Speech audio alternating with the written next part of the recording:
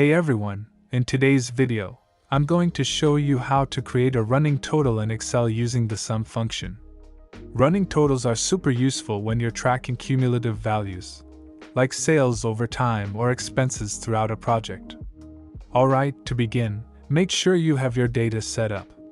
Here, I have a simple table of daily sales. In column A, I have the days, and in column B, I have the sales figures for each day. Now, we want to create a running total in column C, which will show us the cumulative total of sales as we go through each day. To start, go to the first cell in the running total column, which is C2 in my case. Here's the key formula you'll use for the running total. $B, $2 is an absolute reference to the very first cell with data in the sales column, meaning it will always refer to that cell as we copy the formula down. B2 is a relative reference, which means it will change as we move down the rows, giving us a cumulative sum. Now for the easiest part.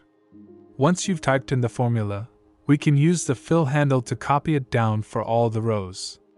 Excel will automatically update the formula for each row, and your running totals will appear instantly. If you need to add new data later on, just enter your new values in column B, and then drag the formula down to the new row in column C. Excel will keep the running total going without any extra effort.